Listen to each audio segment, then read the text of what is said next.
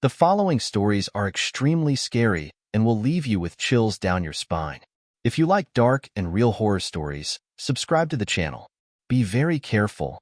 It was a chilly autumn day when I first arrived in Maplewood, a small, secluded town in the Midwest. I moved there to escape my past and start anew. The town was picturesque, with its tree-lined streets and old brick buildings, but it had an eerie stillness that I couldn't shake. It felt like a place frozen in time, where everyone knew everyone else's business. I quickly settled into my new routine and decided to get involved in the community. The local church, St. Matthew's, was the heart of the town, and joining seemed like a good way to make friends and feel a sense of belonging. Father Thomas, the priest, welcomed me warmly, and I soon became an active member, attending Sunday services and helping with various church activities. One evening, after a particularly long day, I overheard two elderly ladies whispering about something intriguing. They were discussing an old confessional booth that hadn't been used in years, ever since an incident involving the previous priest. My curiosity was piqued, but I didn't think much of it at the time. However, the thought of that unused booth lingered in my mind. A few weeks later, I found myself alone in the church, tidying up after a community dinner. The silence of the empty building was almost oppressive. I wandered around, my footsteps echoing against the stone walls, and found myself drawn to the back of the building where the confessionals were. The last booth, covered in a thick layer of dust, was partially hidden behind some old choir robes. I knew this had to be the one the ladies had whispered about. Without thinking, I pushed aside the robes and opened the creaky door. Inside, it was dark and musty, the air heavy with the scent of aged wood and neglect. I fumbled around, and my fingers brushed against something tucked into the corner. It was a stack of old yellowed papers, tied together with a brittle piece of string. My heart pounded as I carefully untied the string and began to read. The notes were disturbing, to say the least. They were written in a shaky hand, and detailed confessions of heinous crimes. Murders, to be precise. Each note ended with a desperate plea for forgiveness, but the descriptions were chilling. The confessor spoke of strangling victims, hiding their bodies, and the haunting guilt that followed. My mind raced. Who had written these notes, and why were they hidden here? I knew I had to show them to Father Thomas. The next morning after the service, I approached him with the notes. As I handed them over, I watched his reaction closely. His face turned pale, and his hands trembled slightly as he read. He looked up at me with a forced smile and said, "These are old and irrelevant. Best to forget about them." But I couldn't forget. Something about his reaction didn't sit right with me. Over the next few days, I noticed subtle changes in the way he interacted with me. He seemed nervous, always watching me with an unsettling intensity. Then the threats began. Anonymous notes slipped under my door, warning me to stop digging into the past or face serious consequences. Fear gripped me, but so did determination. I confided in a friend who suggested I contact the local detective, Harris. He was a no-nonsense kind of guy, with a reputation for being thorough and relentless. I handed him the notes and explained everything that had happened. He promised to look into it. Days turned into weeks, and the atmosphere in Maplewood grew tenser. People began whispering and casting suspicious glances my way. I felt like an outsider, unwelcome and under constant scrutiny. One night I heard noises outside my window, a soft rustling, followed by the crunch of footsteps on gravel. My heart raced as I peeked out, but saw nothing in the darkness. Detective Harris finally called me in for a meeting. He had uncovered some shocking truths. Father Thomas had been covering up for a wealthy benefactor who had made those confessions years ago. The previous priest had tried to expose the crimes, but was silenced, leading to the abandonment of the old confessional booth. The wealthy man had continued to donate large sums to the church, ensuring his dark secrets remained hidden. Harris arrested Father Thomas, and the news sent shockwaves through the community. People were angry, scared, and the old wounds of past tragedies were ripped open. I knew I couldn't stay in Maplewood any longer. The town that I thought would be my refuge had become a place of nightmares. Before I left, I visited the graves of the victims, placing flowers and whispering a promise to never forget them. As I drove away from Maplewood, I felt a mix of relief and sorrow. I had sought a new beginning, but ended up uncovering a dark chapter of the town's history. It was a reminder that some secrets are buried for a reason, and digging them up can come at a great cost. It was a crisp Sunday morning when I first set foot in the small coastal town of Belhaven. I had just moved here, seeking a quieter life after years in the bustling city. The town had a charm, with its historic buildings and friendly locales. What really caught my eye was the old church standing at the end of Main Street. St. Vincent's Church had an aura about it, like it was the heart of the town. I decided to attend the Sunday service to get a feel for the community. The inside of the church was just as impressive as the outside, with high arched ceilings and stained glass windows casting colorful patterns on the wooden pews. Father O'Reilly, the priest, welcomed me warmly. He was a tall man with a reassuring presence, the kind of person you instantly trust. After the service, he introduced me to some of the parishioners and invited me to join the church's society, known as the Benevolent Society. The Benevolent Society had a reputation for doing good in the community. They organized food drives, helped the homeless, and provided support for those in need. It seemed like a great way to get involved and give back, so I agreed to join. That's where I met Lisa, a local journalist who had been a member for a few years. She was sharp and full of curiosity, always asking questions and digging deeper into everything. For the first few months, everything seemed perfect. We held events, raised funds, and genuinely made a difference. But then, I started noticing small inconsistencies. During one of our meetings, I was tasked with handling some of the finances and records. As I went through the donation logs, I noticed that some of the funds weren't adding up. Large sums of money were recorded as received, but never seemed to be allocated to any of our projects. I brought this up to Father O'Reilly, and he brushed it off as accounting errors, promising to look into it. But something didn't sit right with me. The more I looked, the more discrepancies I found.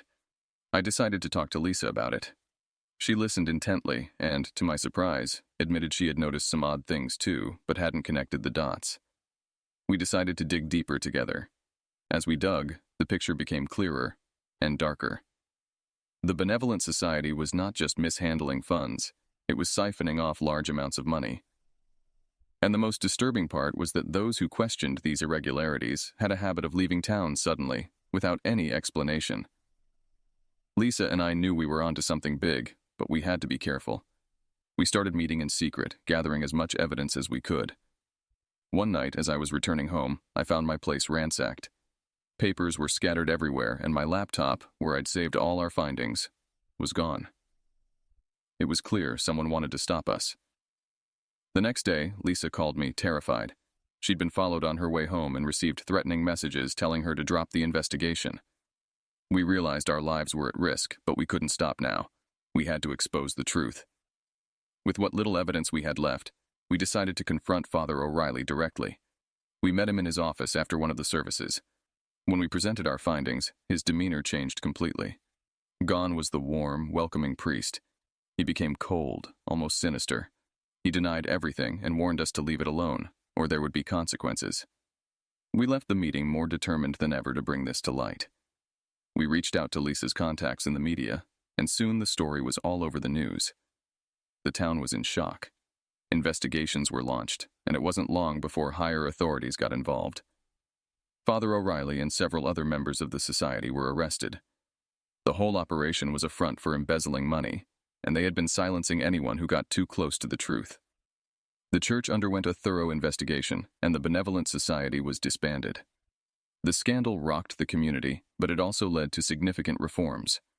More transparency and accountability were put in place to ensure something like this could never happen again. In the aftermath, Lisa and I were both shaken but relieved. We had exposed a terrible truth and faced real danger in the process. The town began to heal, and slowly, trust was rebuilt. As for me, I stayed in Belhaven, continuing to help the community in any way I could, but always with a wary eye, knowing that sometimes, even the most benevolent of fronts can hide the darkest of secrets.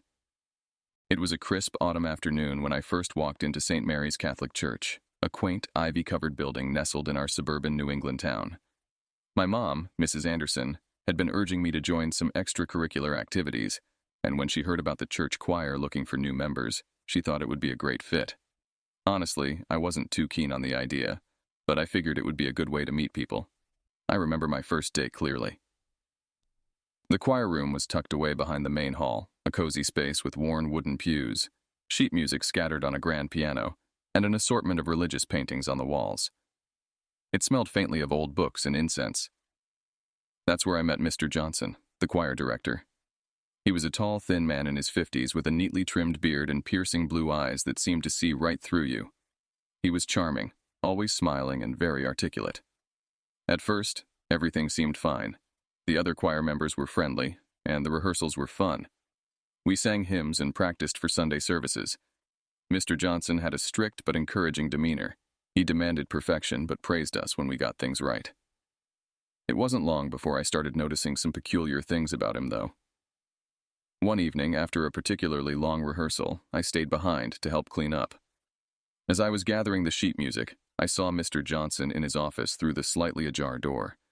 He was talking on the phone, his voice low and tense. I didn't mean to eavesdrop, but I couldn't help hearing snippets of his conversation.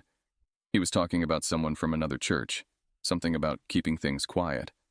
It was odd, but I brushed it off at the time. Over the next few weeks, my unease grew. Mr. Johnson was particularly strict with the younger girls in the choir, including me. He often made us stay late for extra practice and would lose his temper over the smallest mistakes. One evening, I found myself alone in the choir room with him after everyone else had left. He told me I had potential but needed to work harder. The way he looked at me made my skin crawl. Curiosity got the better of me, and I started looking into Mr. Johnson's past. One Saturday afternoon, while helping my mom clean out the attic, I stumbled upon an old yearbook from another church's choir. Flipping through the pages, I found a picture of Mr. Johnson. The caption mentioned a scandal, but it didn't go into detail. My heart raced as I realized there might be more to Mr. Johnson than he let on. I confided in my best friend, Emily, who agreed to help me investigate. We spent hours online, digging through old news articles and forums. What we found was chilling. Mr. Johnson had been accused of inappropriate behavior with choir members at his previous church. The allegations had been hushed up, and he'd quietly moved to our town to start fresh. We were horrified. With this newfound knowledge, I became more determined to uncover the truth. I started recording our rehearsals, trying to gather evidence of Mr. Johnson's misconduct. One evening, I caught him on tape yelling at a younger girl for missing a note, his face twisted with anger. It wasn't much, but it was a start. The breaking point came during a rehearsal when Mr. Johnson's temper flared up again. He yelled at one of the younger girls, reducing her to tears. I couldn't stay silent any longer. I stood up and confronted him, accusing him of being a bully and bringing up the allegations from his past. The room fell silent, and his face turned pale. He tried to laugh it off, calling me a liar and threatening to expel me from the choir. After that, things got worse.